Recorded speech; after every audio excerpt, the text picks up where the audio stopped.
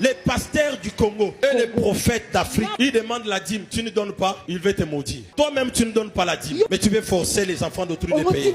Est-ce que vous savez que la dîme, elle n'est pas obligatoire? La dîme, elle est volontaire. Parce qu'on est reconnaissant de la présence de Dieu qui nous facilite à obtenir les choses. Mais n'intimidez pas les gens. Si tu as besoin de l'argent, va travailler. L'église n'est pas un endroit où venez intimider les enfants d'autrui. Oh non, si tu ne donnes pas, tu vas mourir. Dieu a tellement de l'amour pour ses enfants qu'il y a des choses que Dieu ne permettra pas que ça les arrive. C'est toi qui dois chercher du travail. Un enfant de Dieu animé par l'amour, il donnera la dîme sans problème. Le problème, c'est que tu es tombé entre les mains de faux chrétiens.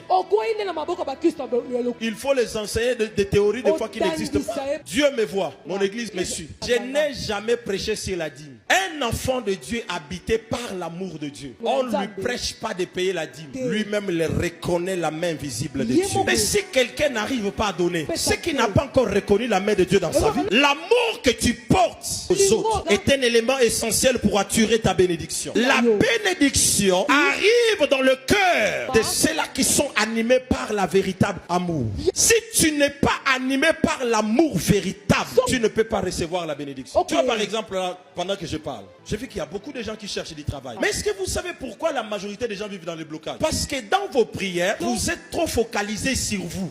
Anne, quand elle priait avant, c'était pour son intérêt. Mais elle a compris que j'ai tellement prié pour moi, pour recevoir quelque chose qui doit me réjouir. Et je n'ai pas obtenu ça. Après, elle a changé sa manière de prier. Elle dit maintenant à Dieu, si tu me donnes l'enfant, il va te servir. Dieu aime ceux qui demandent la bénédiction, qui doit être au service des autres. Par moment, ta bénédiction est bloquée. Parce que tu le demandes simplement pour toi. Il y a des églises, il y a des ministères qui ne peuvent pas aller de l'avant financièrement parce que l'élitaire est trop concentré sur lui. Il y a des bénédictions que Dieu ne peut pas déclencher sur toi. Est-ce que vous savez que la majorité des chrétiens ne sont pas bénis parce qu'ils sont concentrés sur soi-même? Par moment, quand tu as besoin de toucher le cœur de Dieu, ne dis pas à Dieu, donne-moi pour acheter une voiture. Dis-lui, Seigneur, regarde ma mère, elle est en train de souffrir. Ça me fait mal de voir ma mère dans cette situation. Donne-moi de l'argent, donne-moi les moyens. J'ai besoin d'enlever ma mère dans cette situation d'humiliation. Ça touche Dieu. Vous savez,